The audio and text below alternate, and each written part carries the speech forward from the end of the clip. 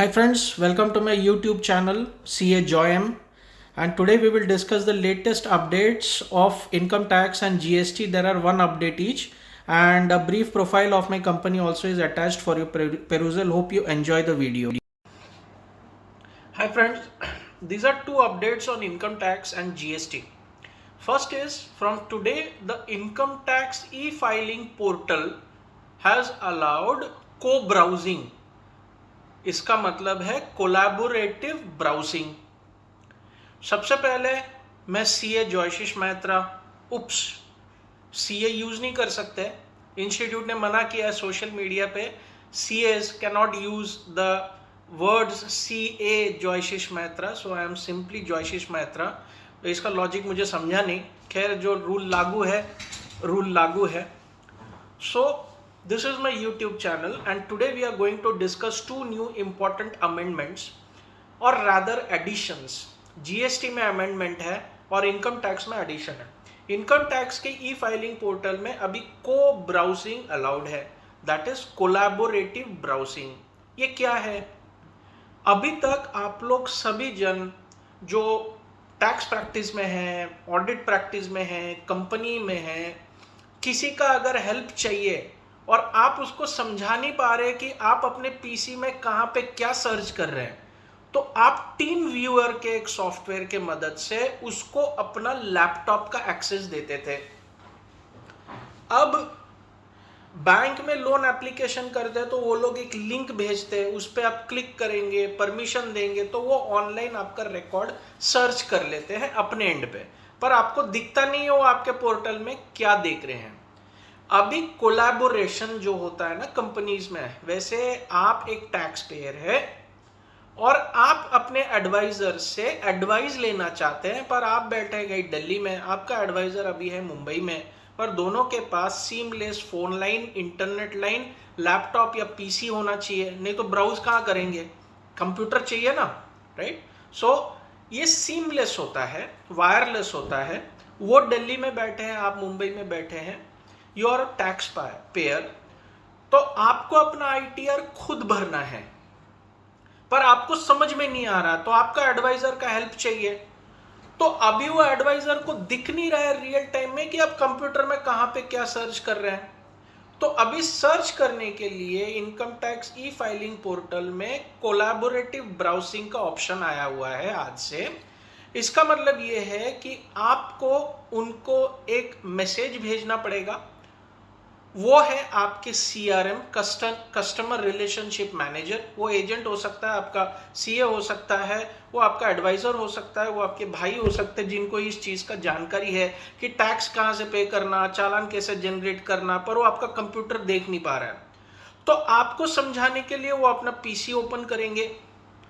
अब जैसा सीआरएम जाता है, दोनों का ई फाइलिंग पोर्टल में एक सीबी ऑप्शन आएगा, कोलैबोरेटिव ब्राउजिंग।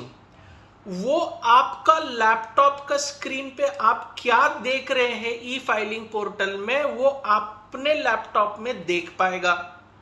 पर आपको अपने लैपटॉप में या कंप्यूटर में बैठ के ई फाइलिंग पोर्टल में एक सीबी ऑप्शन है, collaborative browsing option, that is the को ब्राउजिंग ऑप्शन। उसको क्लिक करेंगे तो एक पिन जनरेट होगा, आपके रजिस्टर्ड मोबाइल नंबर पे आएगा। वो पिन आप वो एडवाइजर को देंगे तो वो आपका लैपटॉप एक्सेस कर पाएगा, सिर्फ आईटी का साइट, क्योंकि आप हेल्प किस चीज का मांग रहे हैं, इनकम टैक्स फाइलिंग के लिए मांग रहे हैं। तो आप जो अपने कंप्यूटर के स्क्रीन पे देख रहे हैं वो भी देख पाएंगे और आपको गाइड करेंगे। एडवांस टैक्स यहाँ पे देखना पड़ता है, टीडीएस यहाँ पे देखना पड़ता है, एनुअल इंफॉर्मेशन रिटर्न यहाँ देखना पड़ता है, ये सब चीज वो आपको हेल्प कर पाएगा। और ये एक हाईली सिक्योर्ड लाइन है। वो एजेंट या एडवाइजर जिसका हेल्प आप ले रहे हैं वो आपके लैपटॉप में और कुछ नहीं देख पाएगा। और इसका कस्टोडियन और एजेंसी कौन है, वो ई फाइलिंग पोर्टल है। जैसा बीएसई है, आप शेयर खरीद रहे बेच रहे पर सब उनके नॉलेज में रहता है, वैसे यहाँ पे वो ई फाइलिंग पोर्टल में एनेबल किया गया है। This is a amendment or a addition, rather addition, not a amendment, I'm sorry. This addition has been made to make ITR filing simpler, मेरे कल के एक वीडियो में मैंने कहा कि प्रपोज्ड कंबाइंड आईटीआर फॉर्म है, वो भी आप देखें। उससे चलते ये कोलैबोरेटिव ब्राउजिंग है कि आप खुद अपना आईटीआर भरे घर में बैठ के। कुछ अगर डाउट है तो आप अपना लैपटॉप का एक्सेस आगे वाले को दे सकते हैं थ्रू को ब्राउजर ऑप्शन। ये पिन जनरेट करके जितने देर आप चाहे उतने देर हेल्प लीजिए, और सडनली आप लॉग आउट कर देंगे तो उसको कुछ नहीं दिखेगा। और जितने देर वो आपका कंप्यूटर का स्क्रीन देख पा रहा है दूर बैठ के वो को ब्राउजर ऑप्शन में, उतने देर उसके आपके लैपटॉप में और कुछ नहीं दिखेगा उसको। This security also is embedded in this portal. तो आप इसका फायदा ले, आईटीआर भरना खुद सीखे, राइट, नंबर 1। दूसरा अमेंडमेंट है ये जीएसटी में, जो कि 1 अक्टूबर से लागू हो गया। अक्टूबर से संबंधित एक जानकारी लेते हैं। अक्टूबर का जीएसटीआर 1 का ड्यू डेट गया 11 नवंबर। जीएसटीआर 3B का ड्यू डेट है 20 नवंबर, पर आप 3B भर नहीं पाएंगे अगर आप जीएसटीआर 1 नहीं भरे हैं। और अगर आप अक्टूबर का जीएसटीआर 1 नहीं भरे हैं तो आप नवंबर का जीएसटीआर 1 नहीं भर पाएंगे। ये 2 अमेंडमेंट है। Number 1, if you have not filed the GSTR 1 of the previous month, you will not be able to file GSTR 3B of that particular period. And if you have not filed the GSTR 1 of the last month, then you will not be able to file the GSTR 1 of the current month. अब दूसरा amendment ये है कि आप अपना जो invoices issue किए उसमें कुछ ऊपर नीचे हो गया होगा, तो 30th November is the last date to take ITC credit of your financial year 21-22। तो आप ये B2B इनवॉइसेस, B2C इनवॉइसेस तो कोई मतलब नहीं है, B2B इनवॉइसेस जो 4, 6C, 6B में लिस्टेड है, आप इसको अमेंड कर सकते हैं। And that is given in my PowerPoint presentation how you can do it. So you can take the option, but last date is 30th November. पर अगर आपका अमेंडमेंट उस पीरियड से है जिसका रिटर्न का ड्यू डेट चले गया, तो आप ये अमेंडमेंट या एडिटिंग इनवॉइसेस में नहीं कर सकते। ये जीएसटी का नया अमेंडमेंट है, और आईटी में आप खुद घर बैठे आईटीआर फाइल करें। कुछ अगर प्रॉब्लम रहा तो को ब्राउजर का हेल्प लीजिए। Hope this helps you.